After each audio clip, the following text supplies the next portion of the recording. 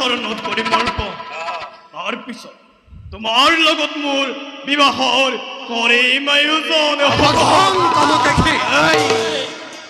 অমিয়াৰ লগত তেনে কাৰ্য তই নকৰিবি কদাপি তই নিজৰ কাৰণে চিন্তা কৰ মৃত্যুৰ সময়টোৰ মৰি বস্তি এইক্ষণলৈকে মই কৰিছো অপেক্ষা অতি উত্তম বীৰবাহ দৈত্য যোৱা পূজাৰ বাবে সকলো সামগ্ৰী পৰাগৈ যোগাৰ ভাল দৈত্যপতি সন্মুখত আজি তোৰ মৃত্যুক দেখি লাগিছে নে ভয় বিক্ৰমে নকৰে মৃত্যুৰ বাবে ভয় বিক্ৰম দেছো মই হিৰ পাতি তহঁতৰ কাৰ্য কৰ সমাপন পূজাৰ সকলো সামগ্ৰী মই যোগাৰ কৰি আনিছো সৌমিয়া আজি মোৰ বাবে কুশল ৰাজ্যৰে এনে গতি হ'ল মোক ক্ষমা কৰি দিবা অমিয়া মোক ক্ষমা কৰি দিবা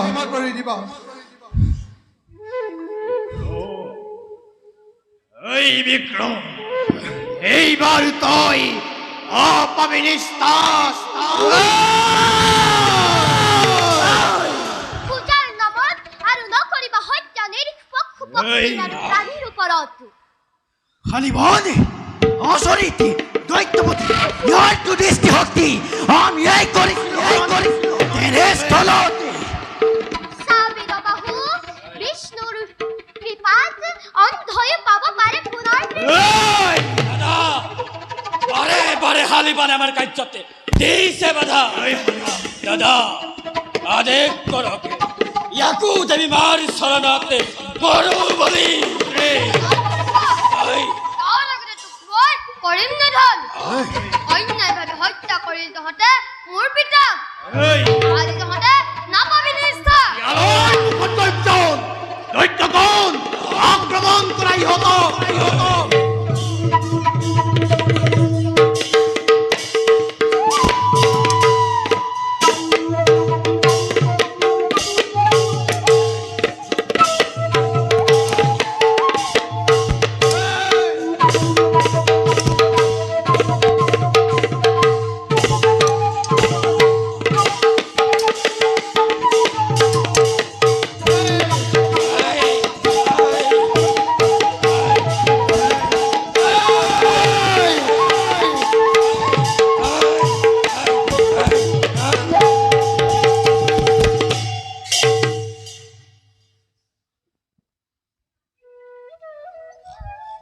অম্বৰেশ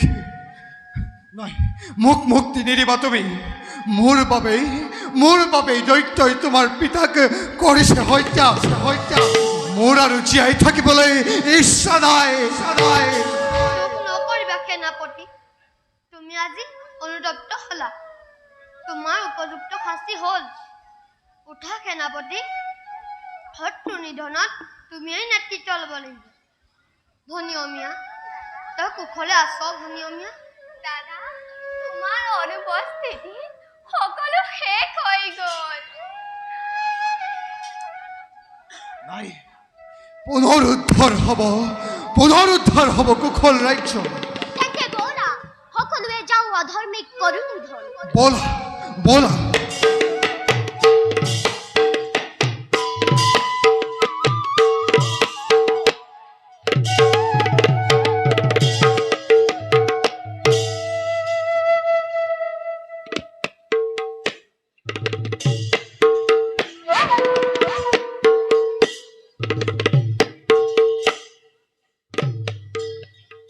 চাৰিওফালে মোৰ শত্ৰু হে দেৱী মা পুত্ৰগণ সতীগণ মোৰ প্ৰধান হেৰপতি নাই এনে হ'ব নোৱাৰে দৈত্যৰ শক্তি পৰাস্ত হ'ব নোৱাৰে পূজাৰ নামত বহুত অত্যাচাৰ কৰিলা নিৰপক্ষ পক্ষীৰ ওপৰত আজি মই তাৰ কৰিম বিচাৰ তই কি পিতাৰ বিৰুদ্ধে অস্ত্ৰ ধৰিবি পুত্ৰ বুলি মোক নকৰিবা আজি ঘৃণা লাগে মোৰ নিজকে দৈত্য নিধন বুলি পৰিচয় দিবলৈ তুমি কিয় প্ৰাণ ললা বিষ্ণু ভক্তৰ ভানুসিংহ প্ৰান্তৰ সেই মহাপাপীয়ে হত্যা কৰিছিল তোৰ জ্যেষ্ঠ দাদা পাতালুকে হে দাদাৰ প্ৰাপ্য আছিল মুখ বন্ধ কৰ কুলাঙ্গাৰ তেনে পুত্ৰপতি মুখ জন্মাবৰ নাই প্ৰয়োজন আজি তোক নিজ হাতে আৰু হত্যা বেছ তেন্তে হেৰি হওক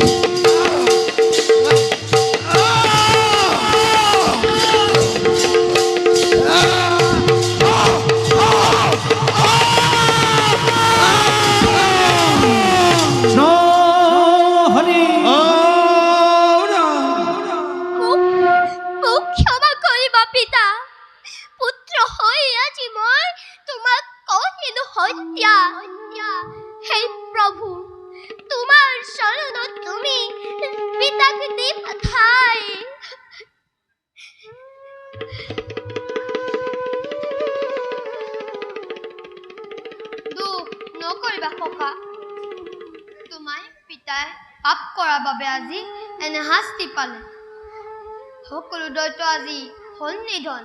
আৰু সকলো কাৰ্য হল সমাপন নহয় সখা এটি কাৰ্য আছে মোৰ বাকী সেনাপতি বিক্ৰমহেন ৰাজমুকুটৰ কৰা ব্যৱস্থা আজি মই নিজ হাতে সখাক কৰিম ৰাজমুকুট পৰিধান তাৰ বাবে মই প্ৰস্তুত হৈ আহিছো এই আৰু ৰাজমুকুট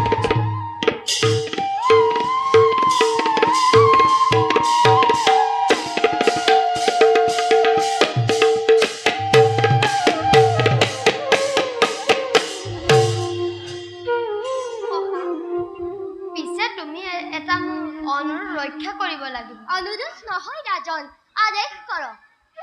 তুমি মোৰ একমাত্ৰ ভনী অমিয়াক পত্নী ৰূপে পৰিমাণে গ্ৰহণ অমিয়াৰ দৰে যেনে গুণৱতী নাৰীক যদি মোৰ পত্নী ৰূপত পাওঁ তেন্তে মোৰ জীৱন হ'ব ধন্য আহ ভনী পিতাৰ অবিহনে মই দিওঁ কন্যাদান এই কাৰ্য হ'ব নোৱাৰে এই বিক্ৰমৰ জীৱন্ত কালত অমিয়া ভনী মোৰ তোক মই নানা শাস্তি কৰিল প্ৰদান পাৰিলে মোক ক্ষমা কৰি দিবি অমিয়া তেনেকৈ নক'ব আপুনি মোৰ দাদা তুল্য অমিয়া তুমি আমাৰ সখা শালিবানৰ সৈতে বিবাহ পাশত সভা আবদ্ধ